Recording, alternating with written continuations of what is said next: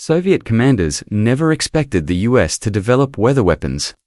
During the Cold War, that's the story you clicked for, and the storm we're about to enter. It begins in a winter of watchful silence. Red stars pinned to fur caps. American antennas biting into Arctic winds.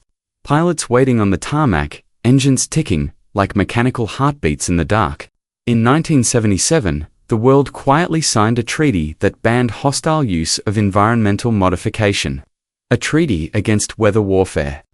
Why would nations outlaw a weapon, unless someone had already used it? In the classified cables and the crackle of radio chatter, a rumor took shape. Rain that wouldn't stop. Trails turned to rivers. Convoys swallowed by mud. Some said storms were being shepherded like cattle. Some said the clouds were now soldiers. The Soviets scoffed at first. Then they started to listen. Then they started to worry. But what if the first strike wasn't an explosion, but a drizzle? What if a battlefield could be drowned without a single shell? The files we can see hint at something. The files we can't whisper even louder. And in that whisper is a detail that won't let go. The first raindrop. There's a moment in the life of every secret when it discovers its own shadow, somewhere in a Pentagon subbasement, under humming lights and the perpetual smell of coffee that died hours ago. A young analyst watched a weather map that did not behave. It had a wrongness, not of disaster, but of intent. The clouds were not wandering. They were marching across the world, under sky like slate. A Soviet colonel cupped a cigarette from the wind and looked up. He was not a superstitious man. He believed in fuel and steel and training hours and orders. But that winter sky had a memory to it, as if it remembered something done to it. He ground the cigarette into the snow and told himself the thought was stupid. He told himself the Americans had steel too, but not sorcery.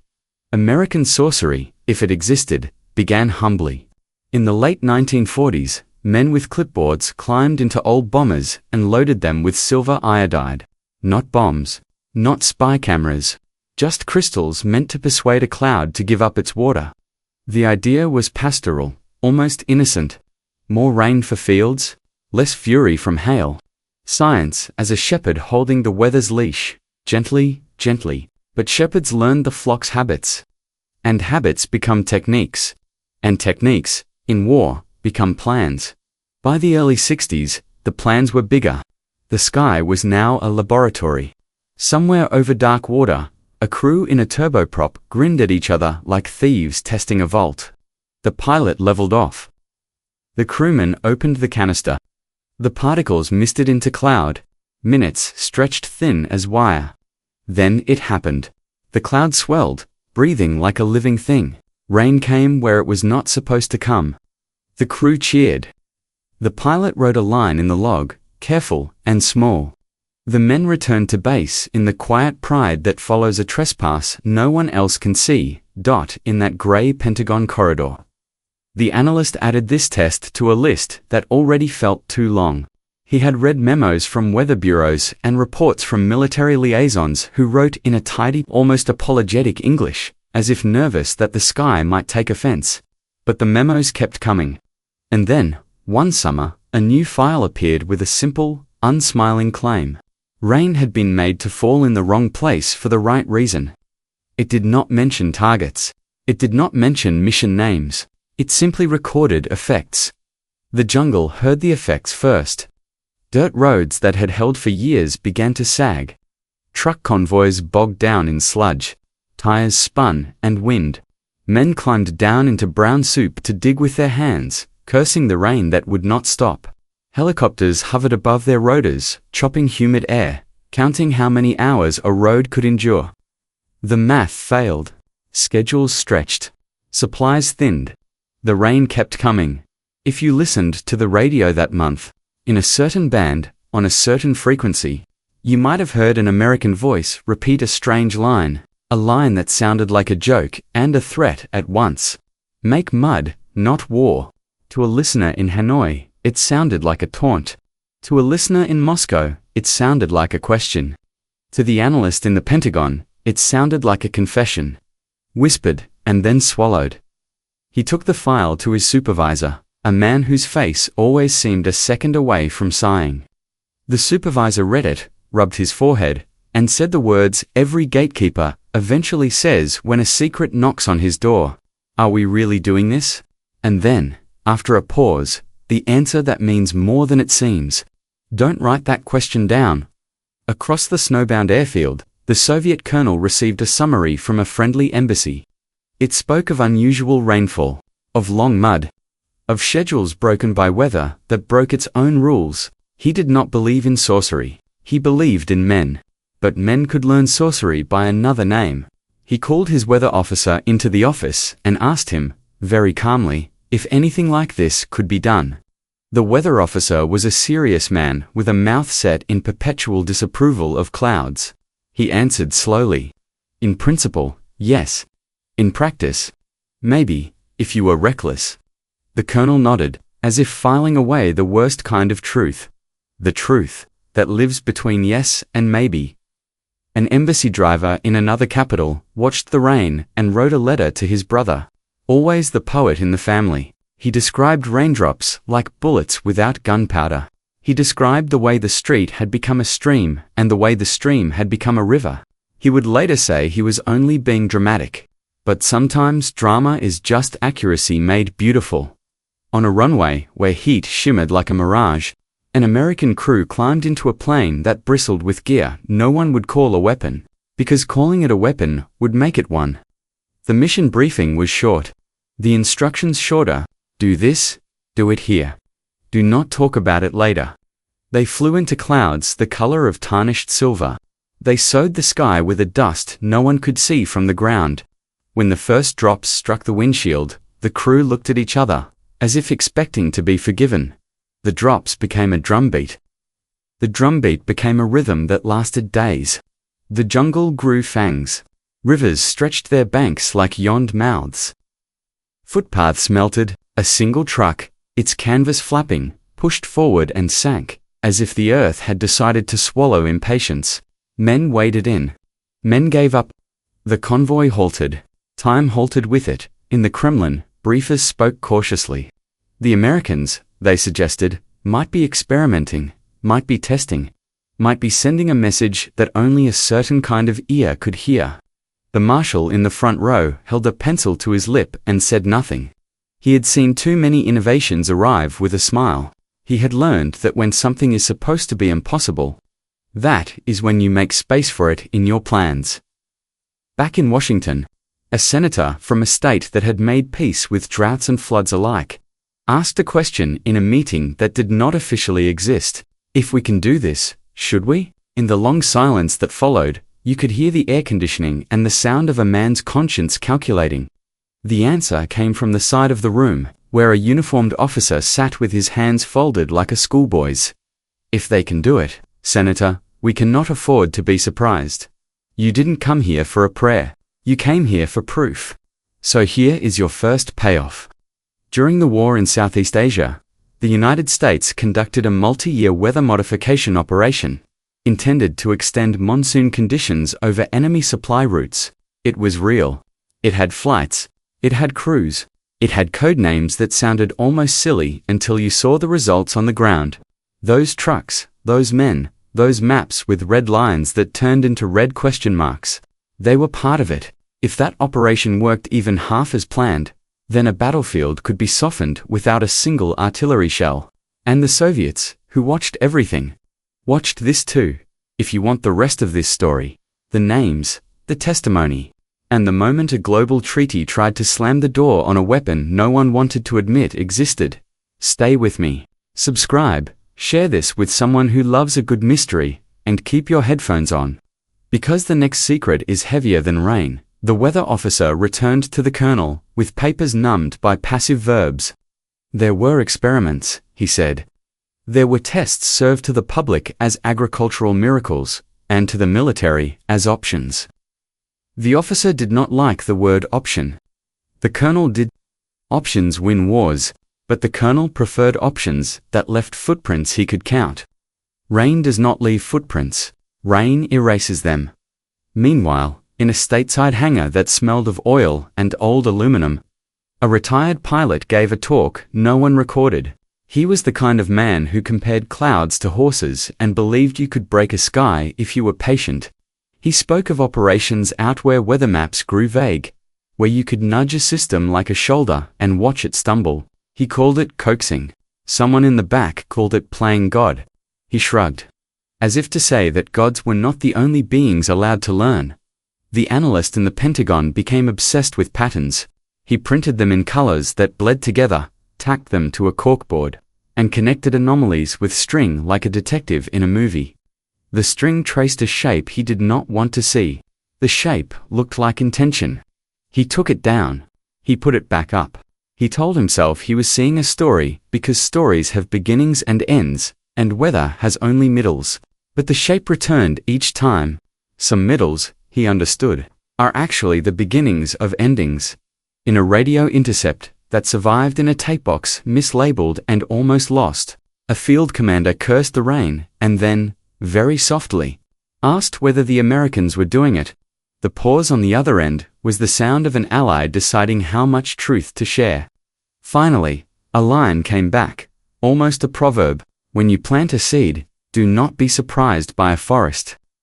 The commander laughed, the way people laugh when the truth tastes too bitter. And he sent a runner to find dry ammunition that did not exist. Scientists were not sleeping well. On campuses with lawns to green for conscience, meteorologists wrote papers that danced just shy of admission.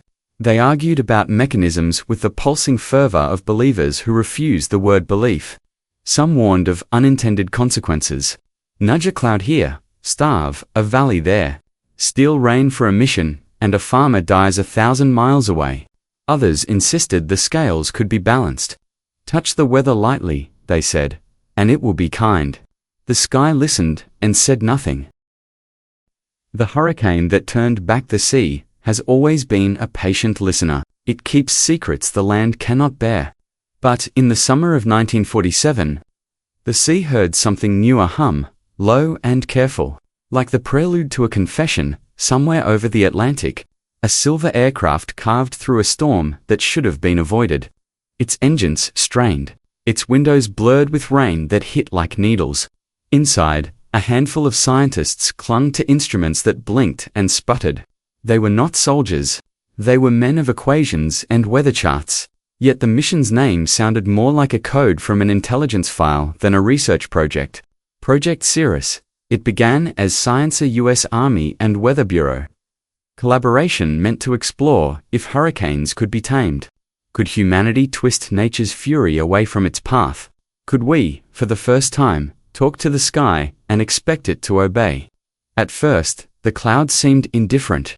The crew released silver iodide into the swirling giant below, them tiny particles meant to coax the storm into losing strength. But something changed. Radar screens flickered. The hurricane paused, then pivoted. It turned, sharp as a blade, back toward the American coast. What followed would scar memory like salt. The storm that was supposed to be neutralized struck Savannah, Georgia, with vengeful precision. It tore roofs apart. It flooded streets. People died, and while officials blamed coincidence, whispers began to form in quiet offices. Had the experiment backfired? Or worse, had it worked? The official line came fast. A routine test. No evidence of manipulation. Just bad luck. But inside certain Pentagon rooms, men were less certain. We touched the storm, one report read, and the storm noticed. That single line was underlined twice before the document was locked away. Years later, when the Soviets heard rumors of that experiment, they laughed at first. Americans trying to command a hurricane, they said, let them try to tell the thunder what to do. But laughter is a fragile shield against fear. When satellite images years later showed unnatural cloud movements, that laughter faded. By the early 1960s, weather modification had a new name, strategic meteorology, and the men behind it had a new vision, not just to steer storms, but to shape battlefields. The logic was chillingly simple. Rain can blind a bomber, drown a convoy, or delay an army. If weather can be shaped, then war can be timed. In Moscow, Generals reviewed reports of Project Cirrus, Project Stormfront, and smaller operations with names that sounded like poems but meant rain, flood, or fog. They read between the lines and saw not science, but weaponization. If the Americans can command the sky, one Soviet advisor said, they can conquer without firing. But in truth, even the Americans didn't fully understand what they'd unleashed. Every experiment came with strange coincidences. A storm that veered unnaturally east. A drought that deepened beyond expectation. A blizzard that formed too quickly. Each anomaly found a convenient explanation.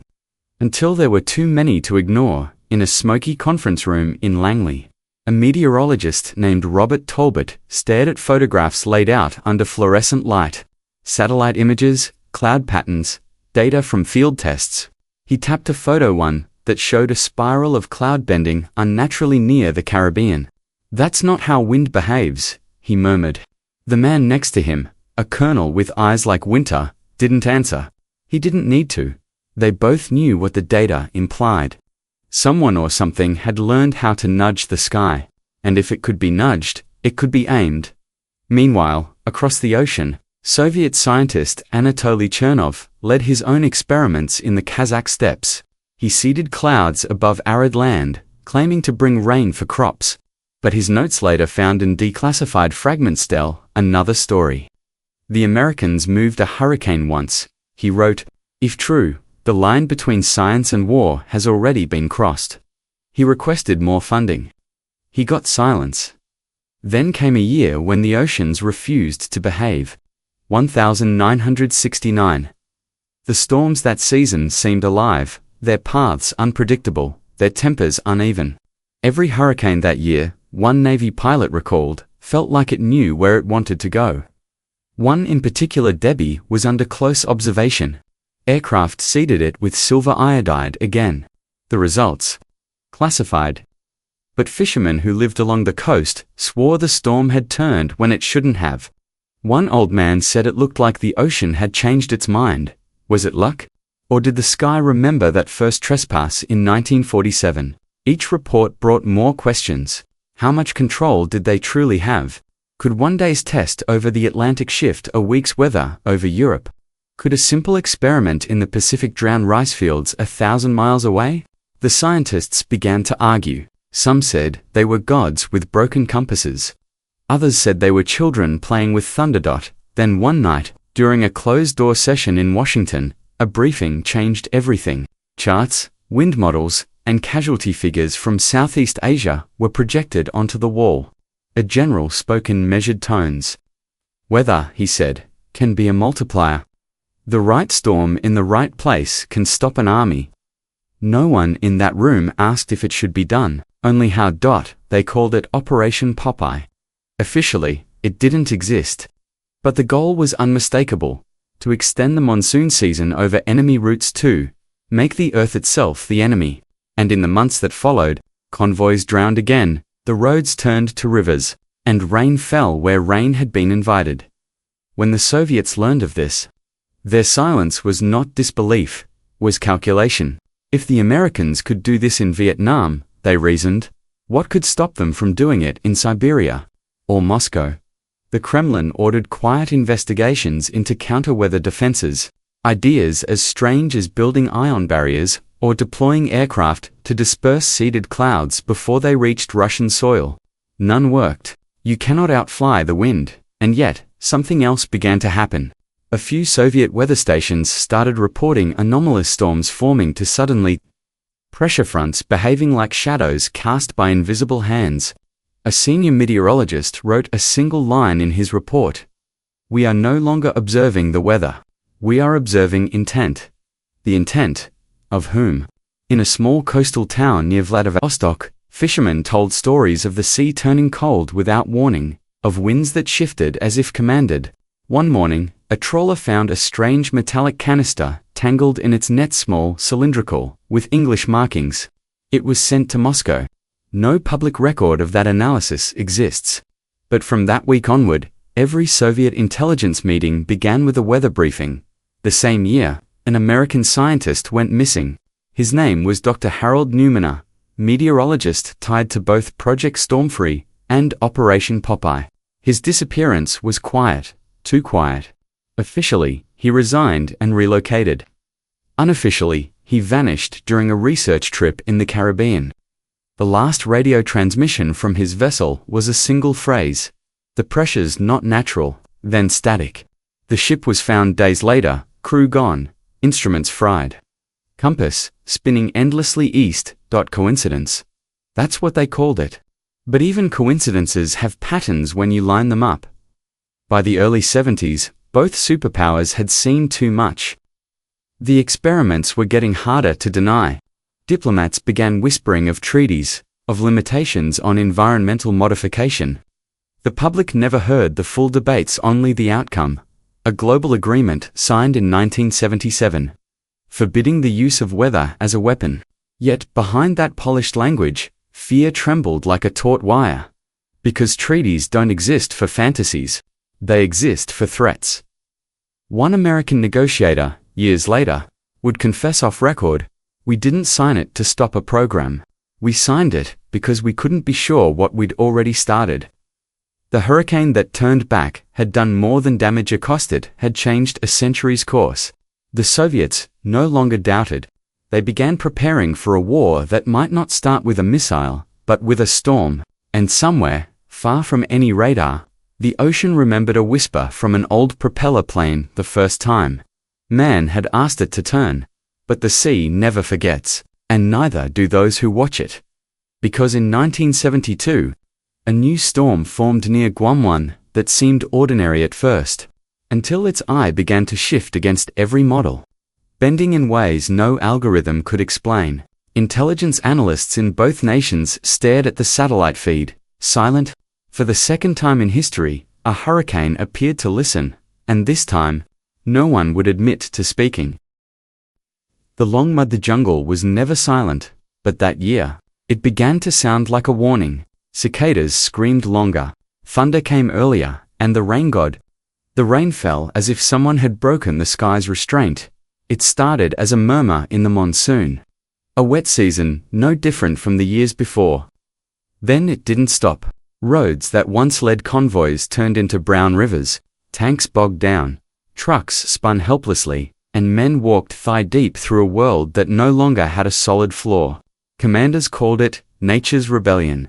But the weather reports suggested something else, patterns that didn't belong. In Washington, a meeting took place behind locked doors. A general stared at photographs of drenched terrain, his jaw tight. "The supply lines are mud," he said flatly. "Our aircraft can't spot movement, our trucks can't move. But the rain? It's exactly where we want it." The room went quiet. No one needed to say the name, Operation Popeye. It was working. Officially, the mission didn't exist. It was classified, buried under agricultural research programs, and coded weather operations. But those who knew, knew. American pilots were flying over the Ho Chi Minh Trail, releasing fine particles of silver iodide into the clouds. Each sortie turned the skies into unwitting allies. Rainfall increased. Soil collapsed. Roads disappeared. Supply convoys, once the lifeblood of North Vietnamese logistics, were stranded. The irony was sharp. Soldiers fought to move forward, while scientists fought to stop the sky from moving at all. Somewhere between them, a line was crossed that no one wanted to draw. In a cramped aircraft cabin, Captain Reed checked his instruments. The dials quivered under turbulence. Outside, the clouds glowed an unholy gray, dense and alive. His co-pilot joked to hide the fear. "We're farmers now, huh? Just sowing a different kind of seed." Reed didn't answer. He reached for the release lever and pulled. A hiss filled the cabin, and silver particles vanished into the boiling sky. Within minutes, rain exploded across the horizon. Reed felt it before he saw it, the vibration in his bones. The deep percussion of a storm being born, thousands of miles away. Soviet meteorologists watched the data flow from international weather satellites. Something was off. Localized cloud buildups, one muttered, tracing his finger over maps. Consistent with seeding. Not natural. The word weapon wasn't spoken, but it hung in the air like static. Inside the Kremlin, whispers grew darker. Reports from Vietnam suggested rainfall where none was predicted.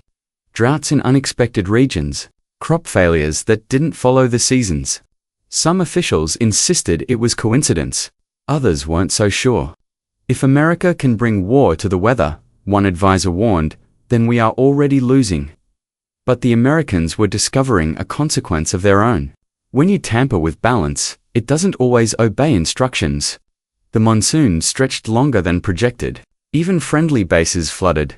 Some aircraft were forced to land in waterlogged fields. And strange, unexplained side effects began to appear: temperature drops, unseasonal storms hundreds of miles away, even lightning strikes that damaged equipment. Nature was fighting back. In one intercepted Soviet transmission, a colonel described what he called rain without mercy. He spoke of villages buried in mud, of roads that vanished overnight. The message was not anger, it was disbelief. It rains as if someone turned a key, he said. The clouds move like soldiers. The United States denied everything. Publicly, weather modification was researched, nothing more. But in private, data folders labeled Popeye effectiveness reports passed between high-ranking officers.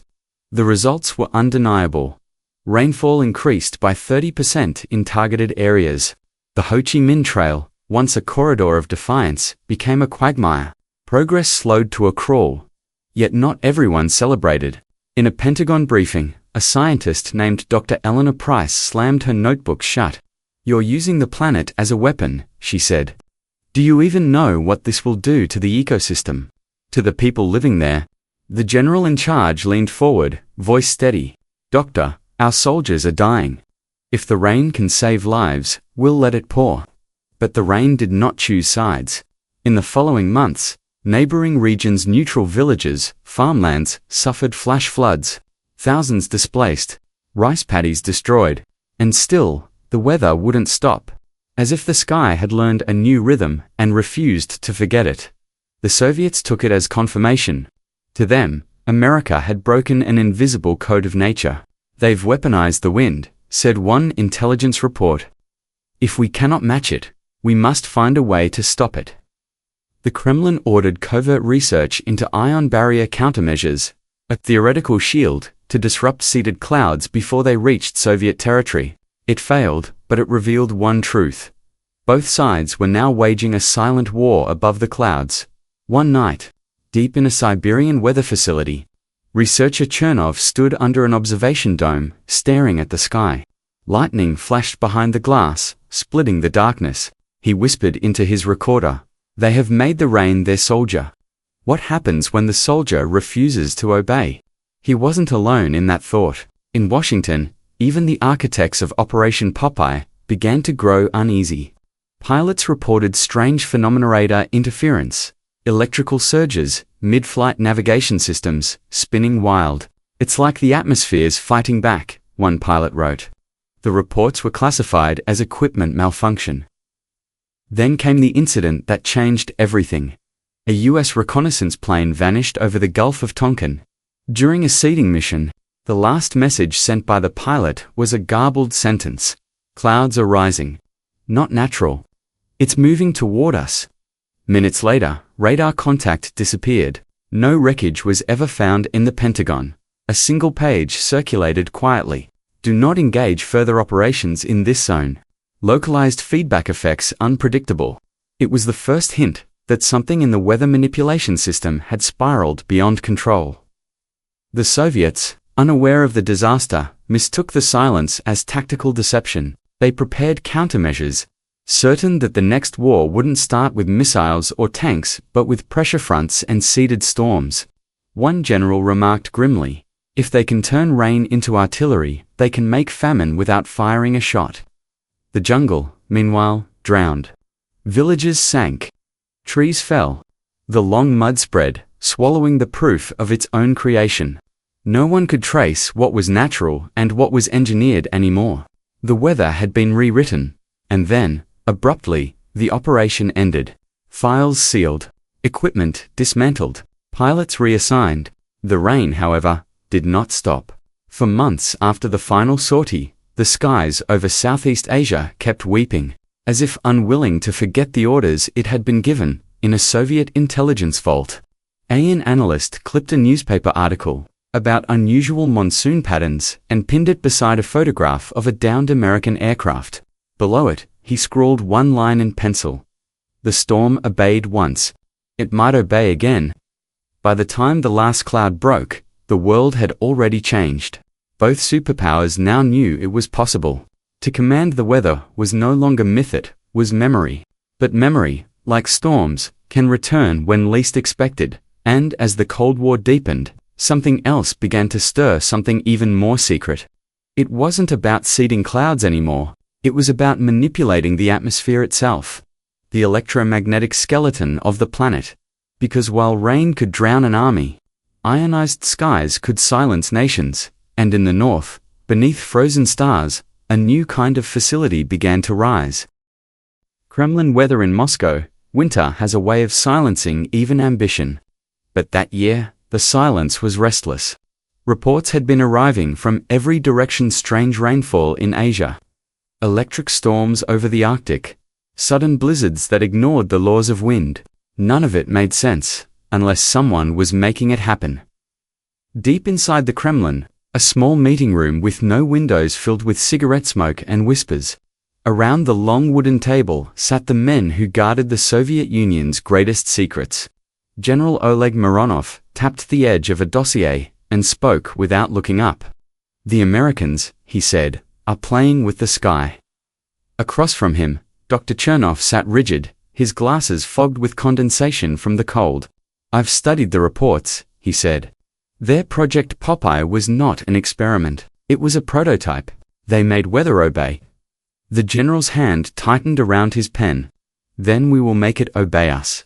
Outside, snow fell in slow, deliberate spirals, covering the city in quiet deceit.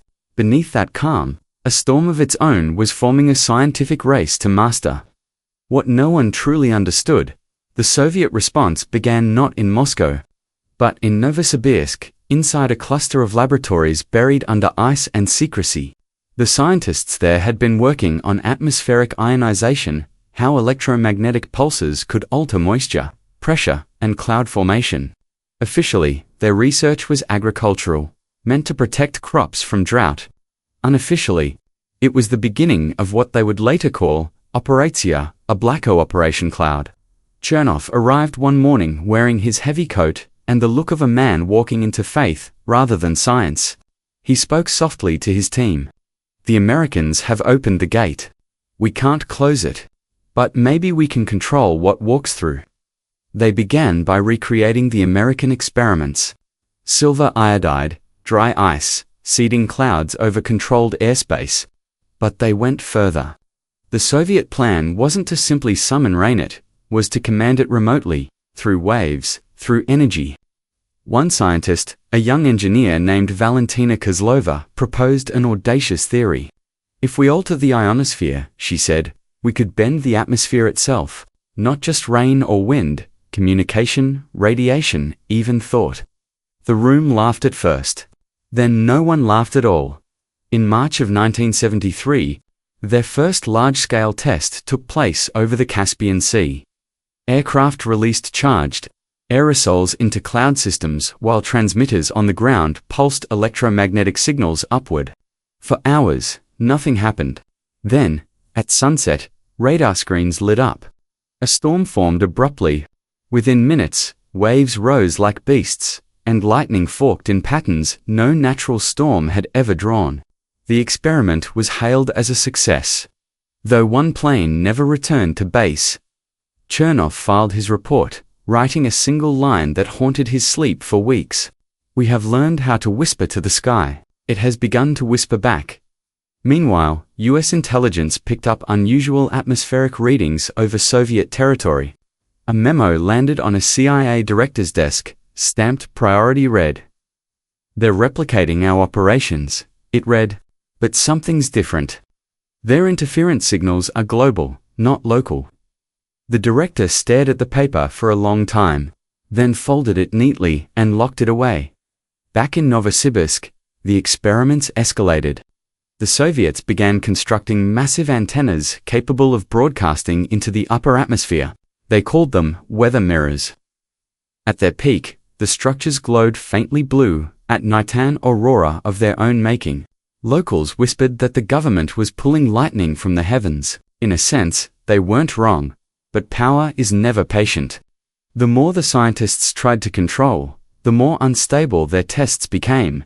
One night, during a high-frequency transmission trial, the air above the facility shimmered like liquid glass. Instruments went blind. The ground trembled. When the storm cleared, several of the devices were fused into solid metal. No one could explain why. Chernov's voice recorder captured his private doubts. "We are not studying nature anymore," he said quietly. "We are intruding into its architecture." He requested to halt further testing. The order came back signed by General Mironov himself. Continue, by now. Soviet reconnaissance confirmed what they feared: the Americans had gone silent on weather operations not because they had stopped, but because they had succeeded. The CIA suspected Moscow knew too much. So both sides kept building higher antennas, sending invisible ripples into the sky, hoping to listen before the other spoke. Then came the anomaly of 1976. It began over northern Canada, but stretched across the pole into Russian airspace. A wave of static, so powerful, it scrambled communication networks for hours. The northern lights flared blood red.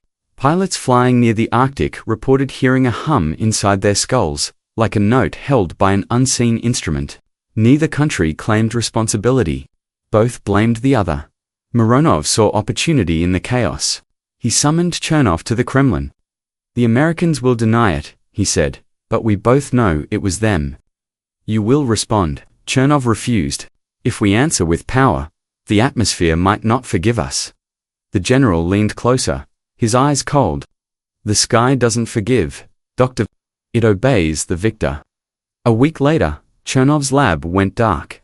Officially, a power failure. Unofficially, a command test gone wrong. The facility's radar picked up an enormous pulsar wave that bounced between hemispheres, circling the Earth twice before fading. When power returned, the night sky above Novosibirsk glowed purple.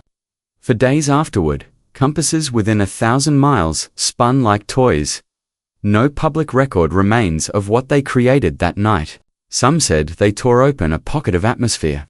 Others claimed it was merely a field resonance. But the Soviet Union grew quiet about weather projects after that. Too quiet, yet one secret survived. Buried in an archived transmission, a voice Chernov's was recovered years later. The tape was damaged, but a fragment played clearly. "They are building something in Alaska. A field array, stronger than anything we made.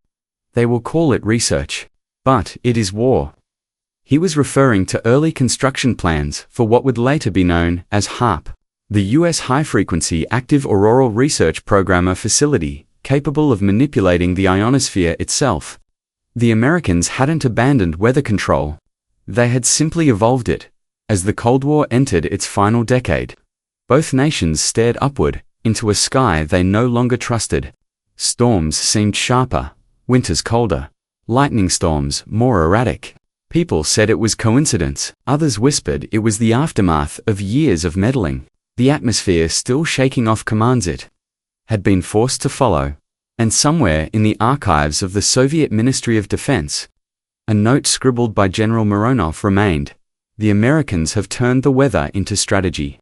We must prepare for invisible wars." Invisible wars, fought not with fire, but with frequency. The snow fell heavier that night in Moscow, as if the sky was answering in kind. The Kremlin lights flickered once, briefly, before returning to steady glow. No one noticed that far above, beyond the cloud cover, the aurora wavered unnaturally green, bending to red to white, like a pulse responding to something it remembered. And in the silence between thunderclaps, it almost sounded like the earth was breathing. The treaty that admitted nothing, rain drummed against the embassy windows in Geneva, as if the sky itself wanted to join the negotiations. Inside, diplomats sat in a semicircle of polished chairs, faces calm, but eyes sharp. They were not here to talk about missiles or borders. They were here because, for the first time in history, nations were afraid of clouds. The year was 1977. The Cold War had matured into a long, paranoid stare. Satellites watched everything: missile silos, troop movements, even the weather. Because by then, weather had become strategy, officially. The conference was to discuss environmental modification for peaceful purposes. Everyone in the room knew what that really meant. They were there to put a leash on something they couldn't even prove existed. An American delegate, gray-haired and expressionless, slid a document across the table toward the Soviet representative. The title read, "Convention on the Prohibition of Military or Any Other Hostile Use of Environmental Modification Techniques." The Soviet, a heavy man with tired eyes, tapped the page once. "So," he said in accented English, "we agree to stop doing what neither of us admits doing." No one laughed. Somewhere under that rain, a young journalist named Claire Morrison was watching from the lobby. She had followed whispers for years: pilots who claimed to make rain on command, scientists who vanished after their research went dark, documents that referred to weather theaters. Every clue led her here. She scribbled in her notebook, "They're not banning the weapon because it doesn't exist. They're banning it because it does. Inside." The negotiations stretched for hours. The Americans wanted the language softened. The Soviets wanted it sharpened. Each side feared the same thing, revealing too much. The irony was cruel. The treaty meant to preserve peace required both nations to lie perfectly. When the session broke, the Soviet delegate stepped into the hall and lit a cigarette. Claire approached him, her press badge half hidden under her coat. "Is it true?" she asked quietly. "Did you ever see it?" He exhaled, smoke, slow and deliberate. "You don't see weather," he said. "You feel it. You survive it, but yes. I saw." Then he crushed the cigarette under his heel and walked away. That night, thunder rolled over the Alps. To the negotiators, it sounded like coincidence. To Claire, it sounded like proof. While the diplomats talked about peace, soldiers on both sides still prepared for invisible wars. In Alaska, construction crews worked through snow and darkness to raise the first massive antenna array of what would later become HAARP. Officially, it was a research facility studying the ionosphere. Unofficially, it was the next chapter in weather manipulation: energy so vast it could heat the upper atmosphere, bend radio waves, and possibly more. In the Soviet Union, Chernov was gone, vanished after the Novosibirsk incident. His research, however, lived on. Files marked a black O for detailed experiments with high-frequency transmissions aimed at creating localized storms or communication disruptions. But one handwritten note at the end of the folder stood out. "We are teaching the Earth to respond. One day, it might answer, and maybe it already had." That same year, strange anomalies began surfacing across both hemispheres. Compass deviation, sudden magnetic pulses, entire regions reporting auroras where there should have been none. Civilian aircraft reported turbulence in clear skies, like hitting invisible waves. The weather was listening, but to whom? In one unclassified cable, a U.S. officer reported a persistent field anomaly following a test near Gakona, Alaska. The anomaly caused radio blackouts for over 200 miles. When asked for comment, the station chief replied, "It's not interference. It's reaction." The Soviets, watching closely, grew uneasy. They had signed the treaty, but continued surveillance. Every storm, every drought, every flicker of the aurora was logged. A pattern emerged: storms forming with uncanny precision over military zones, droughts in regions vital to grain production. Coincidence again? Or retaliation?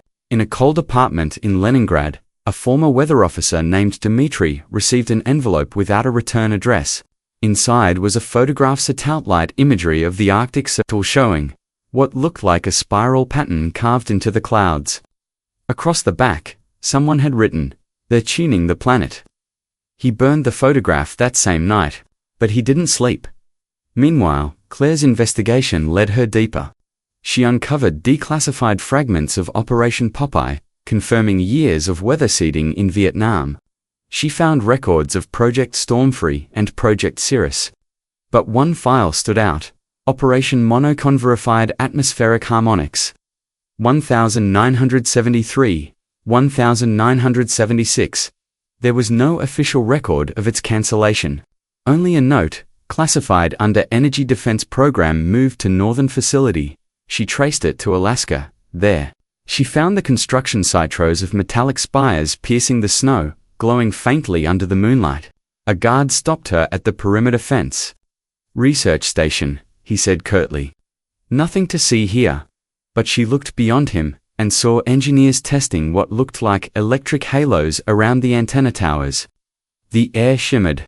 Her camera malfunctioned. The next morning, her hotel room phone rang once, then clicked dead. She left Alaska the same day.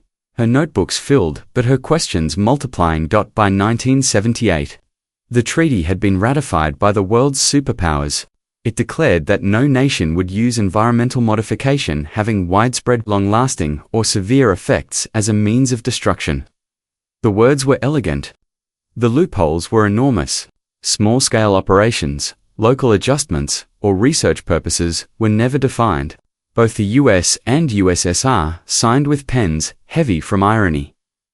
Years later, a retired American colonel would tell a journalist, the treaty was a handshake over fog. Everyone agreed not to weaponize the weather, but everyone already had. And perhaps that was the real victory, not in stopping the experiments, but in erasing their memory. Because once the public believed the idea was abandoned, no one asked again. But some memories don't fade. In 1982, a Soviet trawler operating near Murmansk recorded a sudden rise in atmospheric pressure. The sea went eerily still, the compass needle frozen. Moments later, a ring of light appeared in the northern sky, like a doorway. When it vanished, radio systems failed across the region. Engineers later said it was an ionospheric reflection. Sailors called it the mirror. Similar incidents followed in Alaska, Norway, and Canada, always near high-frequency testing zones, always unexplained. The sky seemed to hum when no storm was present, like an instrument waiting to be played as the Cold War neared its end. Those who had touched the secret began to disappear into obscurity or madness. Dr. Kozlov, once the rising star of the Soviet program, retired abruptly and moved to a village near Lake Baikal. Locals claimed she spent nights sitting by the shore, staring at the clouds, whispering to them. One fisherman swore he heard her say, "We gave it orders once. Now it chooses." Claire Morrison published her book, The Weather Wars, in 1988. Most dismissed it as conspiracy. But in the final chapter, she wrote something that few readers noticed. When nations learn to command the wind, they will stop fearing war and start fearing calm. Because calm means silence, and silence means control. That winter, satellite imagery captured one final anomaly: an enormous geometric cloud formation above the Pacific. Shaped like a spiral with three perfect arms. Both US and Soviet systems went offline for several minutes. Each side suspected the other. Neither claimed responsibility. The incident was never made public. But in an internal NASA memo, marked Eyes Only, an analyst wrote, "Atmospheric harmonics detected. Pattern repeating every 48 hours. Unknown source, possibly sustaining." As if the weather had learned to move without orders. When the Berlin Wall fell in 1989, diplomats toasted the end of the Cold War. Yet above them, in the upper atmosphere, frequencies still pulsed faint, rhythmic, and deliberate. The sky had become a ledger of every experiment, every secret, every sin committed in its name. And somewhere, perhaps over an ocean or a tundra, the wind carried a low mechanical hum. The sound of a world still whispering to itself. The treaty had been signed. The programs varied. The files sealed. But the clouds, they never stopped listening.